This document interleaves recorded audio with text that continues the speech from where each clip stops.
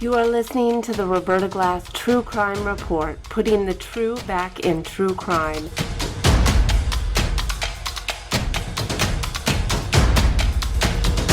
From New York City, Roberta Glass is now on the record.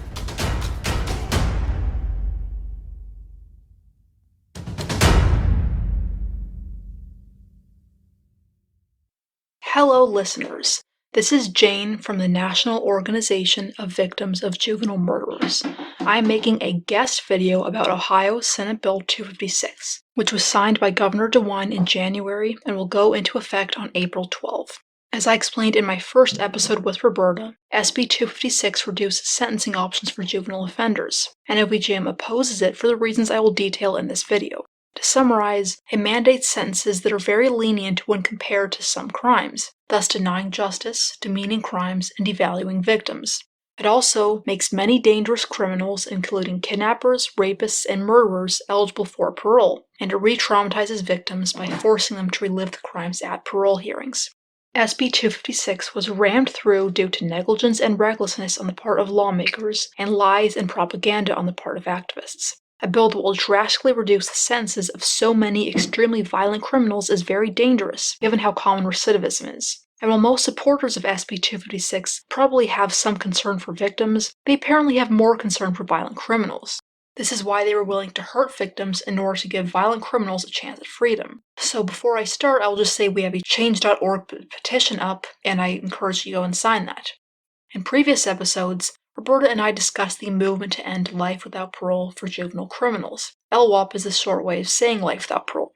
And as I explained in those two episodes, advocates of ending juvenile LWOP hurt victims by promoting laws that deny justice and re-traumatize victims. They also use appalling propaganda to advance their goal.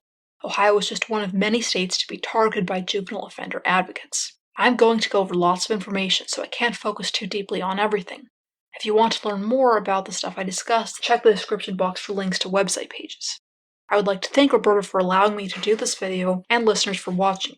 Please join me to learn about the devastating and dangerous consequences of SB 256. Advocates of SB 256 used hurtful and shameful propaganda to minimize juvenile crimes just like they do in other states. They call the criminals they are trying to free children, even though most were 16 or 17 when they committed their crimes. When most people hear the word child, they picture someone far younger than 16 or 17, and the term is associated with childhood characteristics like innocence, which do not apply to teen murderers. SB 256 proponents also used photographs of 6- and 7-year-old child models in their publications, even though again, most juveniles who get LWOP were 16 and 17 when they committed their crimes. The culpability of a cute little 7-year-old child model does not exactly represent a 17-year-old murderer. SB 256 advocates also called juvenile crimes mistakes and errors in judgment, implying that the criminals didn't understand or intend the consequences. They also used the term justice-involved youth, implying that the offenders simply got involved with the justice system rather than committing evil crimes. I'm not going to focus entirely on pro-killer propaganda used by offender advocates. If you want to learn more about how propaganda used by offender advocates harms victims, visit our website and watch my first show with Roberta. But regardless of the propaganda that juvenile murderer advocates in Ohio and elsewhere espouse, the truth is this. Some juveniles commit evil crimes. They inflict significant suffering and/or death upon innocent people. They completely understand how their actions harm people, but they engage in those actions anyway for their own benefit, whether that benefit is money, thrill, or something else. And some of these evil juvenile criminals get LWOP. In previous episodes, I gave several examples of extremely heinous crimes committed by juveniles. Some of these juvenile criminals I named got LWOP, some didn't. By sharing these stories, I wanted listeners to understand the brutal reality of some juvenile crimes, something that Ohio politicians did not care about. If one wants to understand why SB 256 and bills like it are so flawed, they must first acknowledge the fact that the offenders who benefit from these laws got long and life-term sentences for good reasons. I will again emphasize that most people who get long and life sentences for crimes committed as juveniles were 16 or 17 when they committed those crimes, and they worked hard for them. Advocates of SB 256 outright lied and claimed that the Supreme Court ruled that juvenile LWOP was unconstitutional. SCOTUS has never done this. In Graham v. Florida, the U.S. Supreme Court ruled that juveniles could only get LWOP for homicides. If they do not kill their victim, they must have a meaningful chance to leave prison. In Miller v. Alabama, SCOTUS banned mandatory LWOP for juveniles. Under Miller v. Alabama, a juvenile can get LWOP, but there first has to be a sentencing hearing where youth and mitigating factors are considered. In Montgomery v. Louisiana, SCOTUS made Miller retroactive. The Supreme Court has created significant safeguards for juvenile offenders. These safeguards mean that juvenile LWOP is reserved for the most serious cases. If someone gets LWOP for a crime committed as a juvenile, that means that the crime was so horrific that a judge or jury determined that LWOP was appropriate despite the assailant's youth and despite any other mitigating factors that may have been presented. And I understand that some juvenile criminals may have been over-sentenced to prison terms that are disproportionate to their crimes. They may have gotten mandatory LWOP before Miller and have not been resentenced. Or they did get a sentencing hearing or a resentencing hearing, but the judge or jury over-sentenced them. But the vast majority of juveniles who get LWOP deserve it. This is true both around the entire country and in Ohio. In Ohio, one must be at least 14 to be tried as an adult. If they murder someone, they still likely won't get LWOP. The Ohio Revised Code defines murder as purposely causing someone's death, or causing someone's death as the approximate result of committing or attempting to commit a serious violent felony. The sentence for murder is 15 years to life. In Ohio, a murderer can get LWOP if the murder they commit involves aggravating factors. The Ohio Revised Code's definition of aggravated murder will be linked in the description. To summarize, a murder is aggravated if it involves prior calculation and design, a victim under age 13, a police officer victim, a convict who is under detention or escaped detention, or certain violent felonies such as kidnapping, rape, arson, robbery, or home invasion. And remember, because of the Graham decision, an offender in Ohio won't get LWOP for a non-homicide crime committed as a juvenile. So why am I explaining all this? To make this point clear, if a juvenile in Ohio gets LWOP, they committed an aggravated murder when they were at least 14, likely 16 or 17. The judge determined that LWOP was appropriate even after considering youth and mitigating factors at a sentencing hearing. They very likely were not over-sentenced to a term that was disproportionate to their crime. It is fair to say that in Ohio, a juvenile has to commit a horrific crime to get LWOP, and I will explain some of these crimes in a minute. First, let me explain what SB 256 does. SB 256 mandates parole eligibility for all juvenile criminals except those who kill 3 or more people. Juveniles who kill one person are required to be eligible for parole after no more than 25 years. SB 256 makes some exceptions for juveniles who kill multiple people. Juveniles who kill 2 people are required to be eligible for parole after no more than 30 years of incarceration. A juvenile can only get LWOP if they kill 3 or more people. Juveniles who commit non-homicide crimes such as rape, attempted murder, or kidnapping are required to be parole eligible after no more than 18 years. SB 256 also limits the amount of time between parole hearings. In Ohio, the maximum continuance between parole hearings is 10 years, but SB 256 mandates a maximum continuance period of 5 years for juveniles. Juvenile criminals, even child killers and mass murderers, must be entitled to parole hearings every 5 years. Yes, I said mass murderers, even though there is a triple homicide exception, which the triple homicide exception is not well written, so it does allow some mass murderers to get out, and I will explain that more later. In order for a victim to get justice, the criminal must be given a sentence that is proportionate to their crime. And for some crimes, sentences that allow parole are not proportionate to the suffering inflicted upon the victim and/or the act of taking the victim's life and denying them the ability to accomplish their dreams. Thus, a sentence that is lenient when compared to a crime denies justice. Many victims feel that it is unfair for the criminal to enjoy the very freedoms they robbed them of or their dead family members of. Releasing criminals from prison allows them to move on with their lives, a leisure not afforded to murder victims and their families. Not only do lenient sentences deny justice, but they also minimize and demean the crimes. When you say that a crime only warrants that light punishment, you demean its severity, and the severity of a crime is determined in part by the value of what the offender takes away from their victim, which may be their personal possessions, physical health, mental health, or life. By saying that ending a victim's life is only worth a short period of incarceration, you are by extension saying that what was taken itself, the victim's life, is only worth that short amount of time, and this is outrageously cruel. Mandating parole eligibility also deprives victims of legal finality. They can never move on and will have to keep reliving the crime at parole hearings.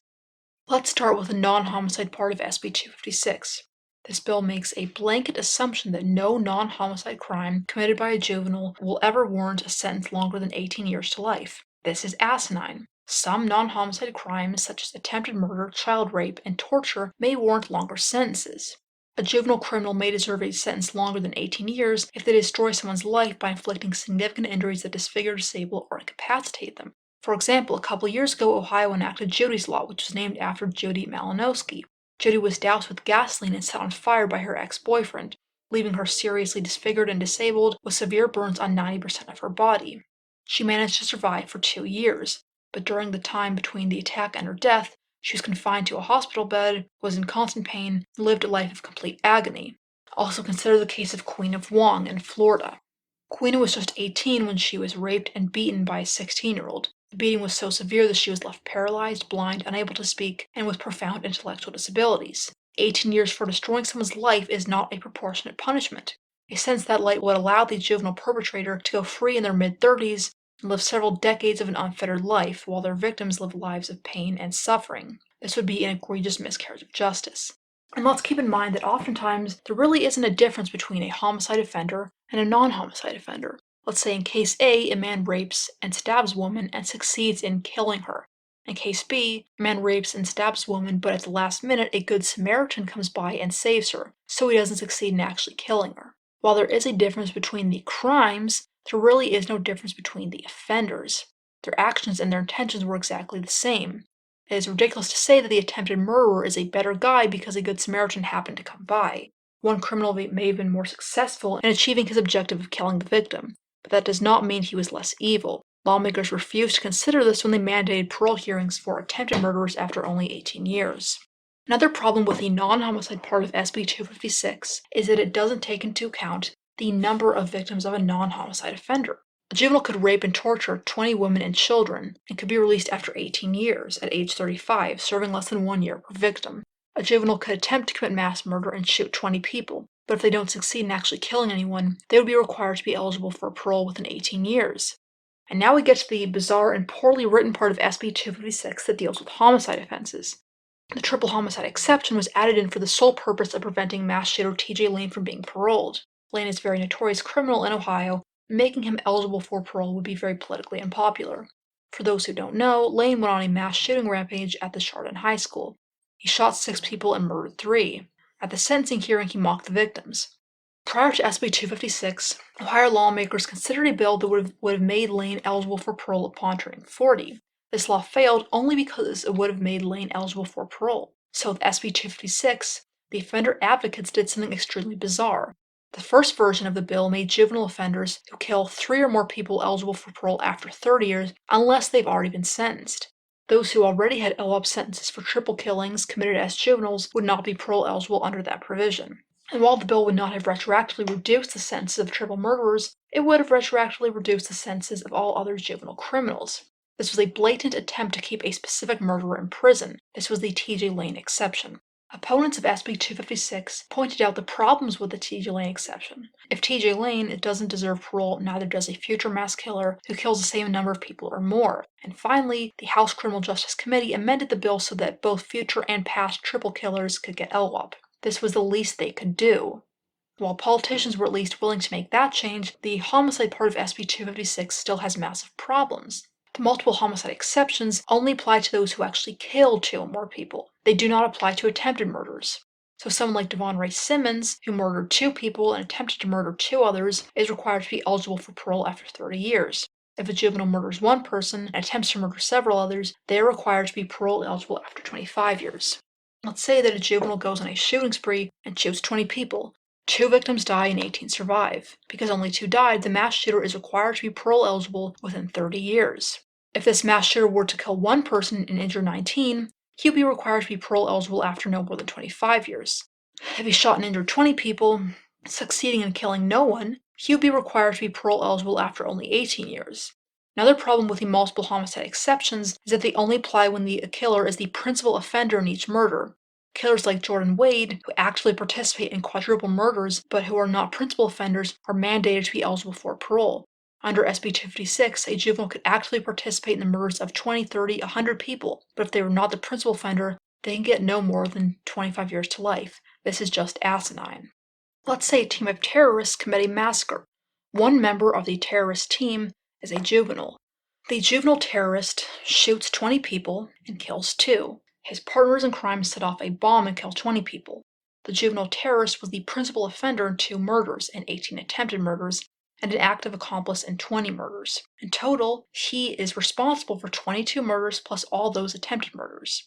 but because of the way SB 256 is written, he's required to be eligible for parole within 30 years. Our law should not be written like this. And let's talk about how demeaning the triple homicide exception is. You have to kill 3 people before LWOP can even be considered. 2 people isn't enough. 1 extremely heinous murder isn't enough. When Devonere Simmonds went on a massive crime spree and committed several robberies and carjackings, 2 attempted murders, and 2 murders, that wasn't enough. And it was horrifying to listen to the body count debate regarding this bill. How many people do you get to kill before LWOP is even considered? It is astounding the contortions offender advocates wrote into the bill to make sure that most juvenile killers could be freed and T.J. Lane could remain in prison. This is an inconsiderate way to write the law. I will also point out that a murderer may deserve LWOP if they kill 1 person. For example, if they kill a child, if their murder involves rape, or if they murder to eliminate a witness. So those are the problems with the way SB 256 is written. Now let's look at some of the real cases that are impacted by it. And you can learn more about all these cases on the Consequences of SB 256 page on our website. In 2001, when Brandon Moore and Chaz Bunch were 15 and 16 respectively, they went on a massive crime spree in Youngstown. One of their victims was a 21-year-old college student. They kidnapped her at gunpoint, robbed her, and repeatedly gang raped her. During this terrifying ordeal, the victim was raped about a half-dozen times. These guys have a lot of sexual violence built into them, apparently. Bunch expressed a desire to kill the victim, likely to prevent her from reporting the crimes. One other co-defendant managed to convince him otherwise. Moore stuck his gun into the victim's mouth and told her, "Since you are so good, I won't kill you." But he warned her that they knew who she was, and he threatened to harm her and her family if she told anyone about the crimes. Thankfully, the rape gang let their victim go. She told police, and they were caught and convicted. But next time these guys rape someone, they won't let that victim live, and I'll explain more of this later. Moore and Bunch's rape rage was in August 2001, nearly 20 years ago. The maximum sentence allows for rapists like them is 18 years to life. They are immediately eligible for parole. Eddie Burns is another example. He committed 4 armed robberies and 2 other robberies in 2017 when he was 16 and 17. In one case, he robbed an 87-year-old man and left him duct taped to a chair inside the victim's home. He also robbed a reporter and her cameraman as they were covering the story, and an Amazon delivery driver who was delivering packages. And he attacked an elderly couple returning home from the grocery store, robbed them, and nearly bludgeoned them to death with one of their own canes. SB 256 will allow him to be paroled after serving 3 years per robbery. In 2019, Michael Hutchins, 17, attacked a 51-year-old woman as she was walking to her car from work. He raped her in a parking lot garage and tried to abduct her in her own car. He was also linked to another robbery. In 2015, Jacob LaRosa, age 15, invaded a 94-year-old woman's home, attempted to rape her, and beat her to death with a heavy metal flashlight. He beat her so severely that he ruptured her eyes and crushed the bones in her face. LaRosa later bragged to other inmates about the murder. In 2009, after getting into an argument with 2 men, Eric Long and his accomplices stalked them and shot them to death as they drove on I-75. The 17-year-old had 35 prior cases in juvenile court. So much for second chances. This guy had 35 chances before. And now we get to Gavon Ramsay. On April 6, 2018, 17-year-old Gavon Ramsay broke into the home of 98-year-old Margaret Douglas. He found her sleeping on her couch and took video of her. He strangled her to death, undressed her body, and abused her body for 2 hours. He took photographs and videos of the abuse. Several of the photographs and videos he took were of a sexual nature. Ramsay then shoved Margaret in a closet and left her there. Police later found Ramsay's notebook, which contained fantasies about raping people, fantasies about strangling and killing people, and serial killer biographies. Ramsay had been fantasizing about murdering people for months and wanted to kill someone to see how it would feel. He's a diagnosed sexual sadist. The great-niece of Margaret Douglas and NOVJM have started a Change.org petition to get lawmakers to consider this case and other heinous cases. In 2013, at age 17, Devonere Simmonds went on a massive violent crime spree involving robbery, carjacking, and murder. He shot and killed a man during a robbery. A couple of days later, he shot and killed a store clerk during a robbery at a store. Simmonds shot the store clerk in the eye, left, and then returned to shoot him in the head. Simmonds also attempted to kill 2 others. In one case, he shot a man in the face and carjacked him. In 2019, Desmond Thomas, 16, attacked a woman as she strolled her baby and robbed her at gunpoint, then returned and forced her into an alley at gunpoint and raped her. In 2013, at 16, Jordyn Wade participated in the murders of 4 people and the attempted murder of 1 other person during a home invasion robbery. Wade and his partner in crime, Robert Adams, took the occupants hostage at gunpoint and forced them into the basement. Adams asked Wade, "Should I off them all?" meaning, "Should I kill them all?" Wade answered, "Yes." Adams then shot all 5 victims as they begged for their lives. One 16-year-old girl was shot in the head but survived by playing dead. This girl, who watched as her family was butchered and executed, can now look forward to reliving the nightmare at parole hearings.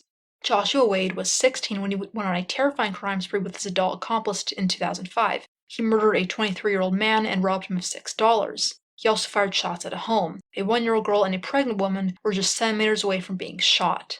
These are just some of the criminals who are affected by this. These crimes were not mistakes or youthful indiscretions. These criminals fully understood the wrongfulness of their crimes. They completely understood the physical and emotional pain they were inflicting upon their victims by terrorizing, kidnapping, robbing, torturing, and/or raping them. The killers understood that the victims would die due to the injuries they inflicted. They understood what death meant for the victims, that they lose their lives and could no longer accomplish what they wanted or find happiness and enjoyment. Not only did these felons understand the consequences of their crimes, but they intended their consequences. Some, like Gavon Ramsay, committed the crimes because of the thrills they derived from the consequences. Others, like Devonere Simmonds and Jordyn Wade, committed their crimes for monetary gain. The idea that an adolescent does not fully understand the wrongfulness of crimes like these is asinine. And these crimes are not less reprehensible because the criminals had not reached their magical 18th birthdays. The suffering and terror inflicted on the victims was not any less horrific because the criminals were not yet 18. These victims do not lose their right to justice and legal finality because the victimizer was under that magical age. Life without parole is not a disproportionate sentence to all these crimes, and to suggest that it is absurd. Now, if one voted for a law that allows these criminals to be released or increases their chance of release, they must be willing to actually see them released. And if you don't want to see them released, don't vote to make that a possibility or increase that possibility. For people listening to this, consider the possibility of these felons being released early. If they were released, would you want to be around them?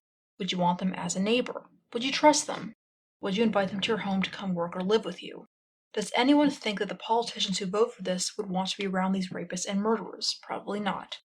Now let's talk more about the T.J. Lane exception. The murders committed by Ramsay, LaRosa, and others impacted by this bill are not any less horrific than T.J. Lane's murders. They're just less notorious. It is hypocritical to oppose releasing Lane while being totally okay with releasing Wade or Ramsay.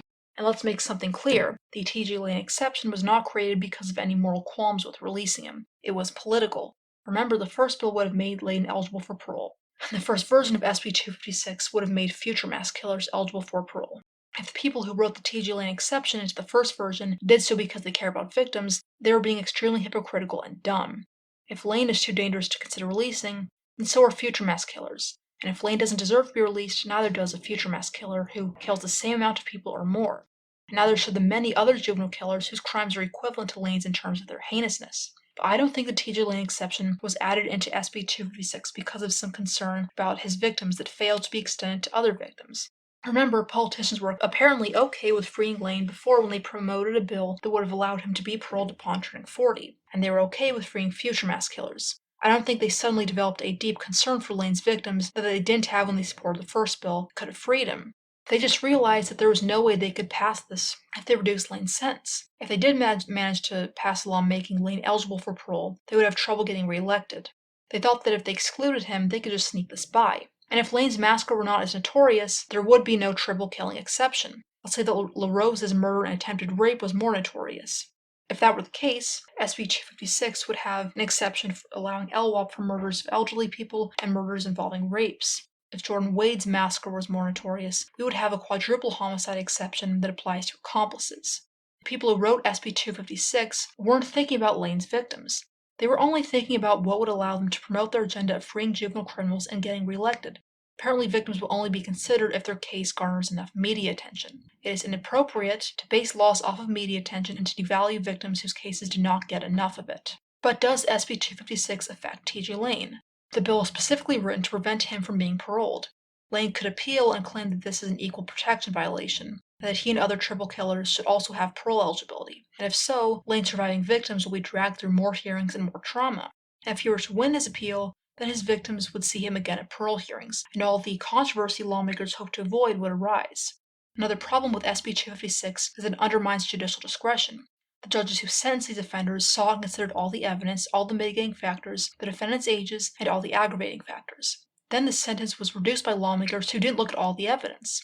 As I'll explain more below, some of these lawmakers knew about these cases because we were able to tell them. They just didn't care about the victims as much as they did about freeing the killers. I think that many lawmakers didn't even know about these cases, and they didn't even bother to inquiring about whose sentences would be reduced by voting for this. But regardless of what exactly was going on in the minds of politicians who voted for SB 256, the truth is this.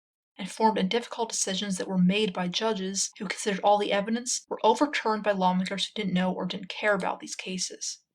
Lawmakers took discretion away from judges in future cases as well. A future judge who is sentencing won't be able to give what they believe is an appropriate sentence based on all the factors. His sentence will have been predetermined by the legislature. Now let's talk about the danger SB 256 poses. We know that many criminals who are paroled or in other ways released early go on to commit more crimes.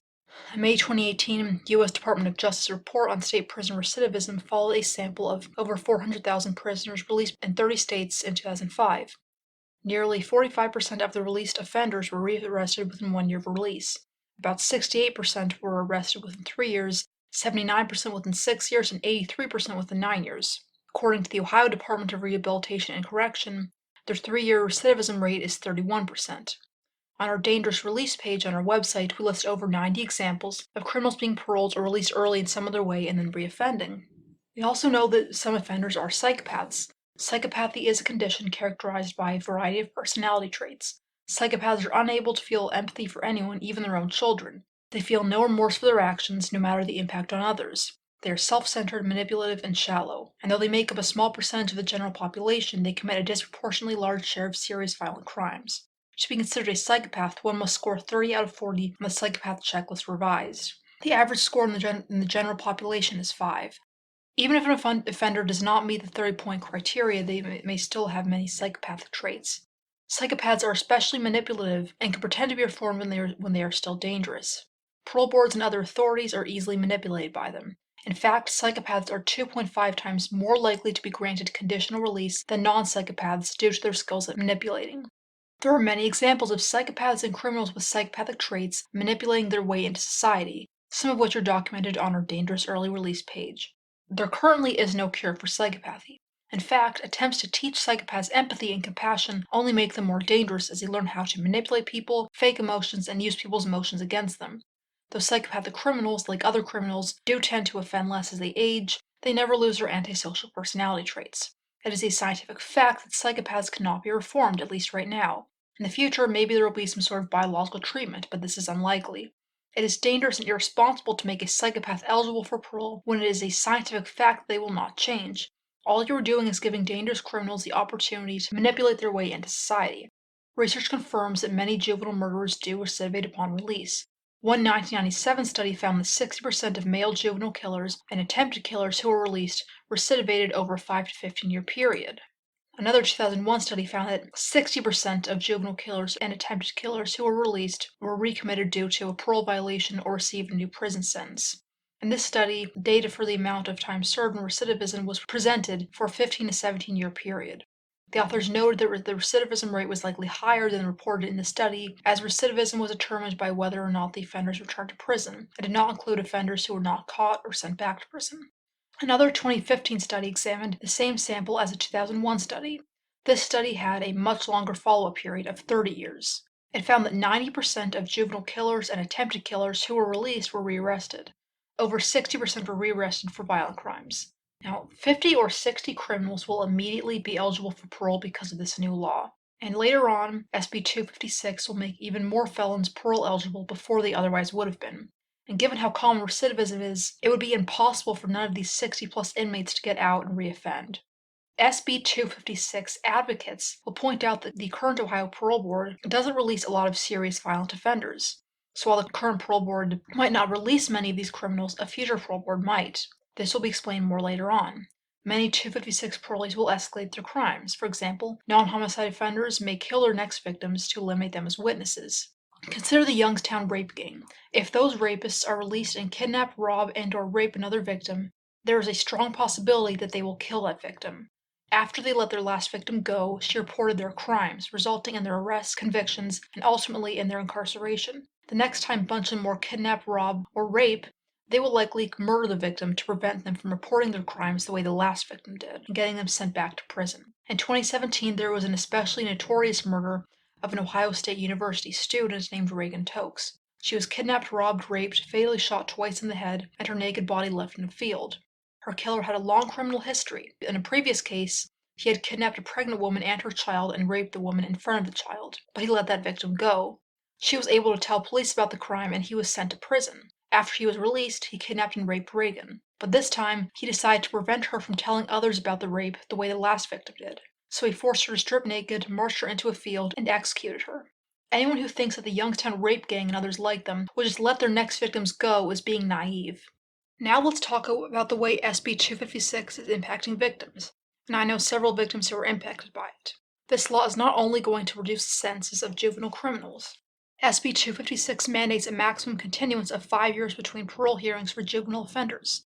This is in contradiction to Ohio's current policy, which allows a maximum 10-year continuance for all parole-eligible inmates. SB 256 is retroactive, meaning that all criminals who are incarcerated for offenses committed as juveniles will be entitled to parole hearings every 5 years instead of every 10 years. This obviously would exclude the triple homicide offender. So even if an inmate was already eligible for parole, SB 256 will still impact them and cause harm to their victims. This part of SB 256 makes no exception for the most horrific cases. While doing research online, I found a great example of a criminal who should not be entitled to parole hearings every 5 years. Billy Schaefer was 16 when he brutally murdered a 5-year-old girl. At his last parole hearing in 2019, he was given a maximum continuance of 10 years until his next parole hearing. As a result of this legislation, Schaefer's continuance will be cut in half, and the victim's family now has to deal with the trauma of an additional hearing in just 3 more years. It is egregious that the Ohio legislature passed a bill that forces victims and their families to go through twice as many parole hearings simply because the violent criminal is a juvenile. Participating in parole hearings, while being extremely traumatic, is a moral obligation to many victims. They feel compelled to fight release and prevent an unjust early release. Murder victims' families feel obligated to be a voice for their dead family members who cannot speak for themselves. The parole process forces victims to relive the murders. Unsurprisingly, murder victims' families suffer severe health problems such as PTSD, depression, and anxiety. These conditions flare up whenever they have to re-engage with the criminal and relive the crime. The victims suffer flashbacks, nightmares, and other symptoms. For victims who have healed and moved on somewhat since the murders, this progress is undone by the parole process. Even though participating in parole hearings is very painful, it is less painful than the killer's release would be. SB 256 forces victims to endure repeated parole hearings. A 17-year-old rapist who doesn't succeed in killing his victim gets his first hearing at age 35, then another at age 40, then more at ages 45, 50, 55, 60, 65, and 70. Let's say he lives to be 70. That's 8 parole hearings for one rapist. If the survivor was victimized by several juvenile rapists, she could go through 16, 24, or 32 parole hearings. A rapist should not be entitled to 8 parole hearings. He and his fellow rapists should not be able to re-victimize their rape victim that many times. This is unbelievably cruel. And the reason for mandating parole hearings every 5 years instead of every 10 is to give these felons a better chance of release. But by forcing victims to endure parole hearings every 5 years, you are literally torturing them. You are saying it is more important to give the rapists and murderers a better chance of release than it is to allow victims to have peace. And capping parole continuances at 5 years prevents criminals who behave badly from getting consequences. What if a brutal criminal were to threaten the victims from in prison? He would still be entitled to parole consideration every 5 years. You might say that the parole board can just punish him by not releasing him, but some of these felons probably aren't going to be paroled anytime soon based on the nature of their crimes. The period of time between parole hearings is something that could actually be impacted by their behavior. The ability of the parole board to hold them accountable by giving a 10-year continuance has been taken away. And the trauma SB 256 inflicts upon victims is even worse due to its retroactivity. Victims of criminals whose sentences are retroactively reduced would have to endure parole processes that they were not expecting or that they were expecting later on. Victims walk away from LWOP sentences believing that their ordeals with the criminal justice system are largely over. They do not emotionally prepare for the parole process, and when news of an upcoming parole hearing is unexpected, victims are left in shock. This shock increases the already horrific trauma. Victims who believe they will never have to endure the parole process also do not make other preparations, such as signing up for victim notification and keeping necessary records. This makes it harder to fight parole. For many victims, retroactive sentence reductions are a cruel betrayal from the justice system. Victims were promised that their victimizers would spend a certain amount of time in prison. They were comforted with the belief that they would not have to worry about those victimizers getting out and navigating the criminal justice system for a certain period of time, if ever. A retroactive sentence reduction callously breaks that promise. It's as if a hammer was used to bash the promise into a million pieces. That hammer is made out of tone-deaf buzzwords like second chances. Now I'm going to talk about the irresponsible way Ohio politicians acted in regards to this bill. 256 was rushed through with little consideration. It was in the House Criminal Justice Committee for under a month. A bill that retroactively reduces the sentences of rapists, murderers, and other violent criminals, and that has a significant impact on victims' rights and public safety, should be more carefully considered. Ramming this through without fully considering its consequences was negligent, reckless, and irresponsible. There are three categories of lawmakers who vote for these kinds of pro-offender bills. First, let me say that NOVJM was only able to communicate with members of the Senate Judiciary Committee, for whom we provided written testimony, and the House Criminal Justice Committee, for whom we provided both written and oral testimony. Members of these committees should have learned our arguments against it. Even if they don't read written testimony, then at least the House Criminal Justice Committee should have been aware, as our Ohio coordinator testified in person. We did not get to speak with lawmakers who were not in the committees. The first category of politicians who vote for these kinds of laws simply doesn't care about the harm their actions cause. This type is probably rare. The second type of lawmaker who supports these kinds of bills does care about victims, but not enough. They care about victims less than criminals. So while they certainly don't want to harm victims, they're willing to vote for bills that do so if those bills advance the interest and freedom of criminals. This is the category I think committee members who supported SB 256 fall into, as these supporters actually knew about the problems with SB 256. The third category of lawmakers who support these kinds of bills simply don't know about the harms that their bills cause and don't bother to consider them. This is the category I think most non-committee members who vote for them fall into. As I explained in the introduction, lawmakers who vote for SB 256 acted with negligence or recklessness. In the Model Penal Code and the Ohio Revised Code, recklessness is defined as the callous disregard of a substantial and unjustifiable risk. Remember, the committee members who voted for SB 256 were aware of the risks. By voting for it, they shamefully disregarded the bill's substantial and unjust risks and thus acted recklessly.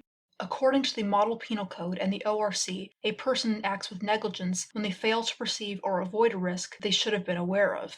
Category 3 of SB 256 reporters were negligent as they failed to consider consequences that they should have known about. This is the category that non-committee members who voted for SB 256 likely fall into. They didn't even bother to think about the impact this could have. Now, I'm not suggesting that all lawmakers who vote for these kinds of pro-juvenile killer bills fall neatly into one of these categories, but for the most part, I think this is pretty accurate. A supporter of SB 256 and bills like it might argue that they care equally for victims and perpetrators, but unless they truly don't consider the impact this would have on victims, this is impossible. SB 256 does not strike a balance between concern for offenders and concern for victims. Like I said before, a rapist will be entitled to 8 parole hearings. The bill is perpetrator-friendly and gives felons a better chance to be released at the expense of victims. Some of the politicians who voted for this terrible bill may believe that no juvenile criminals deserve to spend their entire lives in prison, even those like LaRosa or Ramsay. Some had other logic. They agree that men like Gavon Ramsay should not ever get out of prison, but they believe that it is worth it to make someone like Ramsay eligible for parole for the sake of the other offenders who are over-sentenced. If we mandate parole eligibility for all juvenile felons, then those who deserve to get out will be paroled and those who don't won't be. And let me explain why this logic is flawed. As explained in detail earlier on, the vast majority of juveniles with life and long sentences committed horrific crimes and were not over-sentenced. For every juvenile who may have been over-sentenced, there are many more Devonere Simmonds. We shouldn't make the larger number of heinous criminals eligible for parole just so that the small number of inmates who deserve another chance can be paroled. Plus, an inmate who is over-sentenced can be released through other means. We don't have to have parole hearings for severely dangerous felons who deserve their sentences in order to give over-sentenced inmates a second chance. SB 256 proponents argued that it is okay to make these horrific killers eligible for parole because the current parole board releases a very small number of killers, and it is unlikely that they will ever be released. But while the parole board we have now might be reluctant to release these kinds of callous killers, parole boards can change. In the future, we may have a parole board that is more open to releasing them, or we could have laws that mandate parole for certain inmates. In fact, SB 278, which was introduced in the last General Assembly, would have mandated parole for inmates who meet certain criteria. And even if these really depraved criminals aren't paroled, the parole hearings still inflict a lot of pain onto victims. Victims are not responsible for any overly harsh prison terms that may have been given. We should not sacrifice them and re-traumatize them so that a handful of offenders who deserve to get out can be paroled. And some of these criminals should never even have the smallest chance of release. Advocates of laws like this insist that their laws only guarantee reviews, not release. But these are reviews to determine if the inmate should be released. A release is a possible outcome of the reviews. If one supports SB 256, they must be willing to acknowledge the possibility of release. Instead, most SB 256 proponents refuse to acknowledge the possibility they are creating. This is because they have no good arguments for releasing some of these felons. I should also explain the absurdity of giving someone a parole hearing when the criminal shouldn't and won't ever be paroled. The entire point of a parole hearing is to determine if an inmate should be paroled, and if most of us don't want these extremely depraved criminals to be paroled, and if it's unlikely they will ever be paroled, then what's the point of having a parole hearing? Why should we force victims to endure the parole hearings? Why should we spend all the time and work and money on those hearings? Is it also we can feel good about giving a juvenile offender a parole hearing and being trendy? And why even give these criminals the smallest chance to get out of prison and commit more crimes? Having parole hearings for felons who won't and shouldn't be released is a complete waste of time and is just dumb. At that point, we would just be going through the motions and having ritual parole hearings for inmates who we know won't get out just to make ourselves feel good about giving juvenile offenders second chances. Now I want to address some of the moral arguments that SB 256 supporters made. They threw around a lot of buzzwords like redemption and mercy and forgiveness. They talked a lot about believing in these things. And it's great that they believe in all this, but it's not just about what we believe. It's also about what we know. And what we know is that some people are too dangerous to be released. We know that psychopaths cannot be reformed and will always be dangerous. That is a scientific fact, and beliefs don't change that. We can't just ignore the facts because of our beliefs. One supporter said, quote, "Justice-involved children deserve love, mercy, forgiveness, and support they need to change the future." Now, knowing what I know about the felons whose sentences are reduced by this bill and the horrific impact this is having on victims, it really makes me sick to read that. To say that all juvenile criminals deserve mercy and forgiveness and all that good stuff is just asinine. Yes, some do, but just because a criminal has not had their magical 18th birthday does not mean we should respond to their crime with kid gloves. Some juvenile criminals do not deserve love and mercy in all those feel-good terms. Consider Johnny Freeman in Illinois, who raped a 5-year-old girl and threw her out a 14-story window. If you can look at that crime and say that he deserves love and forgiveness, then that is horrifying. A man who inflicts that much pain on a 5-year-old and then kills her does not deserve love and mercy. He deserves a proportionate punishment. And if we respond with love and forgiveness and all that stuff instead of with punishment, then we demean the crime and we deny justice. And as far as forgiveness goes, that's completely up to the victims who were harmed by the act. It's not up to politicians or activists who weren't impacted by it and have no idea what their pain is like. And I'll just say, I personally wouldn't forgive a lot of these guys, but if the victims in those cases want to, fine. It's not up to me. Now, if your daughter is raped and murdered, then you can talk about forgiveness and love and redemption all you want. But you can't force your beliefs on others, and you can't force victims to be re-traumatized at parole hearings because of your feelings. It's great to personally believe in mercy and forgiveness and all that good stuff on a philosophical level, but in the real world, there are cases where we just cannot respond that way. In reality, some people, like psychopaths, pose long-term danger, and when you're looking at a bill that will potentially release some of the most violent criminals in Ohio, you have to make your decision based on reality and not simply on ideas about forgiveness and love. You have to consider the actual facts of these cases and not just your fantasies about reforming everyone. Innocent people should not be endangered because of someone else's belief about forgiving mass killers. Laws must be based on what is true and not what we want to be true. And this law is no less dangerous because the ACLU and other activist groups justified their support for it with emotional buzzwords. And let's remember, the activists who are spouting these buzzword phrases don't have to deal with the consequences of this bill. They don't have to relive the crimes at parole hearings or worry about retaliation. So it's easy for them to throw around feel-good buzzwords.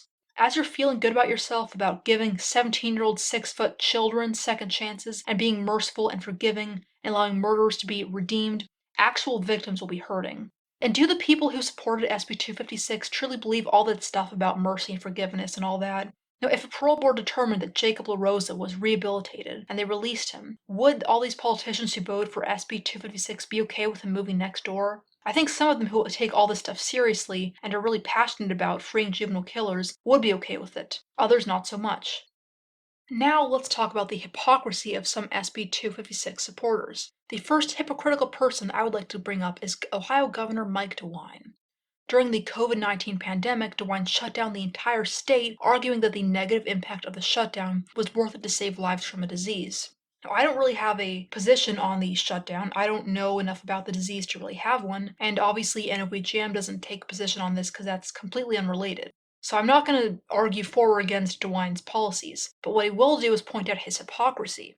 If shutting down an entire state is worth it to save lives from COVID, shouldn't incarcerating violent felons be worth it to protect people from violent crime and save lives? Keeping rapists and murderers in prison is less disruptive than shutting down Ohio. And let's get this straight. Releasing mass killers, totally okay according to DeWine. But going to a restaurant is an abomination. And God forbid I don't cover my face. If DeWine truly cares about the safety of Ohioans, He would not support releasing criminals like Brandon Moore and Gavon Ramsay. Apparently, DeWine only cares about protecting his citizens from dangers that come in the form of a virus, but he will not protect his citizens from dangers that come in the form of psychopathic criminals. I would also like to address the hypocrisy of groups like the ACLU, which claim to care about women's rights, but then turn around and support mandating parole hearings for rapists. Rape is considered one of the worst things that can happen to a woman. So how could a women's rights supporter promote a bill that would mandate parole hearings for rapists after only 18 years, deny justice to rape victims, demean the crime of rape, and endanger women and force rape victims to relive the crimes? Well, SB 256 puts rapists above victims. In terms of women's rights, this is the worst kind of bill you could support. You can talk all night and day about how you are a feminist who supports abortion and equal pay and all that, but if you are voting to release rapists and endanger women, you are not for women's rights. If you support a bill that will re-traumatize rape victims, you are not for women's rights. If you put the freedom of rapists above the well-being of rape victims, you are not for women's rights. And now, did some of these hypocrites not realizing they were being hypocritical? Well, yes, I think some were negligent and voted for something that they didn't know goes against our values. Now let's conclude this episode. People can tell us to just get over this, but we can't. We're the ones dealing with the consequences. It is devastating to us that Ohio lawmakers inflicted this pain on Ohioans either negligently without thinking about us or recklessly without concern for us. And it is devastating that lawmakers sympathize and care for murderers more than victims, and that they were convinced to vote for this horrific law because of lies and propaganda. Many likely believed the lie that all juvenile crimes were just dumb mistakes and they were not aware of the brutal reality of these cases. Now, why did I make a video about a law that is already passed? Because we want the public to know the impact this is having on us.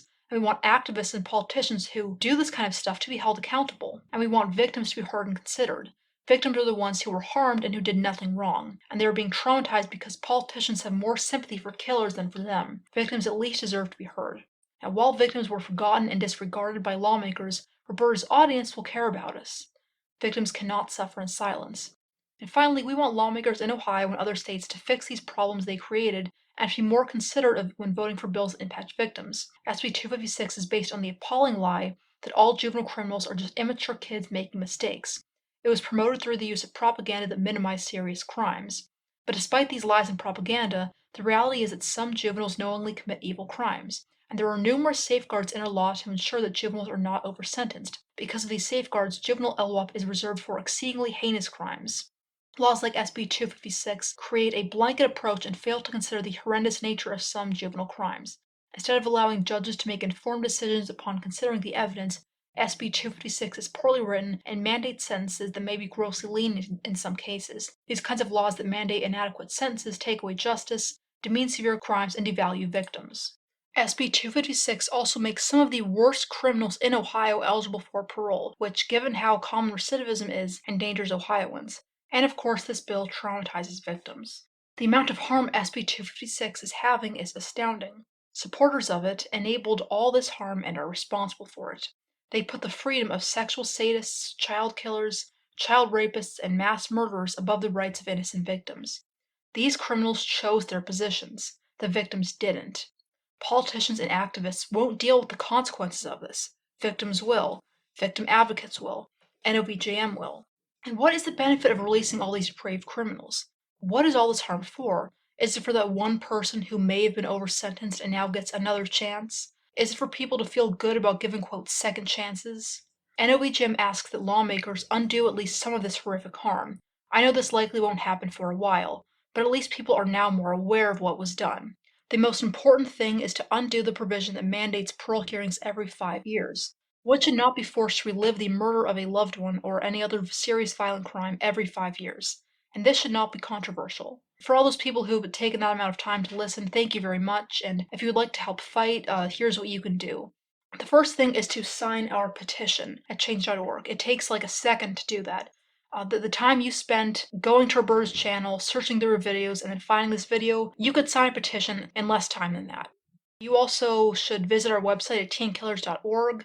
And in the description, I'll put links to pages where you can learn more about the specific subjects discussed in this episode. And you can email or call your representative and tell them that you really don't like these kinds of laws. And finally, if you want to do more, email me at novjmlegislation@gmail.com. And you can also email our Ohio coordinator at novjmohio@gmail.com. And thank you again for all the people who will listen to this, and thank you to Roberta for letting me come and do this. And have a nice day, everyone.